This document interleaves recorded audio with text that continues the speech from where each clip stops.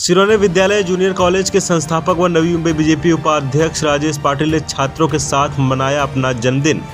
इस अवसर पर छात्रों ने डॉक्टर राजेश पाटिल को दी जन्मदिन की बधाई। इस दौरान डॉक्टर राजेश पाटिल द्वारा छात्रों को पुरस्कार दिया गया।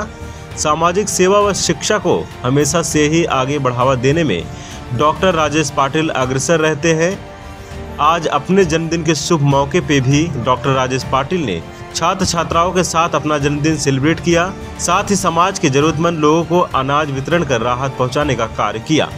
जन्मदिन के मौके पर लोगों का आभार मानते हुए डॉक्टर राजेश पाटिल ने अपना मनोगत व्यक्त किया है। माझा आज वाढदिवस आहे आणि त्या वाढदिवसाच्या निमित्तानं शाळेच्या प्राचार्या वगैरे म्हणजे शिक्षक आहेत काही ऍक्टिव्हिटीज राबवाव्यात, ज्या ऍक्टिव्हिटीच्या माध्यमातून एक मुलांच्या वैयक्तिक जीवनामध्ये काही त्यांचे बदल व्हावे, त्यांच्या विचारांमध्ये बदल व्हावे, त्यांच्या अभ्यासाच्या पद्धतीमध्ये बदल व्हावे आणि याच्यासाठी वेगवेगळ्या प्रकारच्या ऍक्टिव्हिटीज त्या 5-6 दिवसापासून शाळेमध्ये राबवल्या होत्या. ते मी आजच ह्या आपल्या कार्यक्रमामध्ये पाहिलं.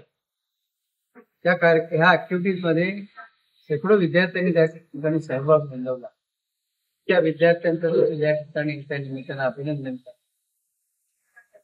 त्याचबरोबर आज एक हात मदतीचा असा एक उपक्रम शाळेने त्या ठिकाणी विद्यार्थ्यांनी आपापल्या परीनं आपल्या घरातून कोणी डाळ आणलेली, डोळे डाळे आणलेले, तांदूळ आणलेले, पीठ आणले, हे आता गोरगरीब आहेत त्यांना त्या ठिकाणी ते वाटप करणार आहे. तर ही दिसताना आपल्याला फार छोटं दिसतं, परंतु ह्याच्यामध्ये त्यांच्या एका वृत्तीमध्ये कसा बदल होऊ शकतो त्याचा आपल्याला त्याच्यातून प्रश्न आहे.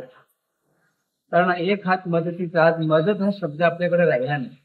काहीतरी मिळावं म्हणून प्रत्येक जण करतो, परंतु एक सामाजिक जाण असल्याचं लक्षण ह्या ठिकाणी आपल्याला ह्याच्या माध्यमातून त्या काही इथली गरीब जनता असेल, गरीब लोक असतील ज्यांना 2 वेळचं त्या ठिकाणी जेवण मिळत, ह्याच्याने त्यांचं पूर्ण त्याच्यामध्ये गरिबी जाईल अशातला भाग नाही, परंतु मुलांमध्ये एक ती भावना तयार होते, मला काहीतरी केलं पाहिजे, मी या समाजाचं देणं आहे, माझ्या कुटुंबाचं देणं आहे. ही वैयक्तिक त्यांच्या जीवनामध्ये जो त्या माध्यमातून अप्रत्यक्षरित्या बदल आपण जो पाहतो तो उत्स्फूर्त बदल ते इथं सहभागी झाले. त्यांनी स्वतःहून ते आणलेले आहे, पॅकेट्स बनवलेले आहेत. ते आता स्वतः कुठे ब्रिज खाली कुठे कुठे जिथे त्या ठिकाणी हे झोपडपट्टी भाग असतो, तिथे गरीब त्या ठिकाणी लहान बाळ वगैरे असतात, त्यांना त्या ठिकाणी ते देण्याचा प्रयत्न आहे. मी आता विचारलं पण हे मला त्याच्यामधला अभिमान ह्या गोष्टीचा वाटतो. वाढदिवस हा भक्तेपणाने न कर प्रसिद्धीच्या माध्यमातून तो विषय न ज्या त्यांच्या मनावर त्यांना एक चांगली सवय लागावी, त्यांच्या आईवडिलांबद्दल त्यांना त्या ठिकाणी कृतज्ञता वाटावी, समाजाबद्दल वाटावी, अशा पद्धतीचे उपक्रम जेव्हा त्या ठिकाणी घेतले जातात तेव्हा त्या ठिकाणी त्या मुलांमधल्या बदलाची ही जी शुभेच्छा आहे ती खूप मोठी शुभेच्छा.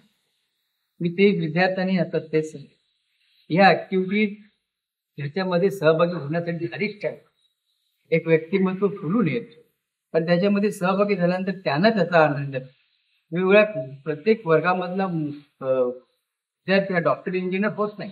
प्रत्येक मुलांकडे वेगवेगळी कळा, त्या कलेच्या माध्यमातून त्यांच्या आवडीच्या माध्यमातून जेव्हा त्या ठिकाणी एखादी गोष्ट ते करतात त्यावेळी त्याचा आनंद त्याला होतो आणि मग त्या आनंदाच्या माध्यमातून एक जे आपलं सतत डोकं आपले जे भ्रमण करत त्याची स्टेबिलिटी आपण ज्यांना म्हणतो, स्टेबिलिटी मनाची त्याला मिळायला मदत होते आणि तो आपोआप त्याचं लक्ष केंद्रित त्याच्यावरून मग अभ्यासाकडे जातं.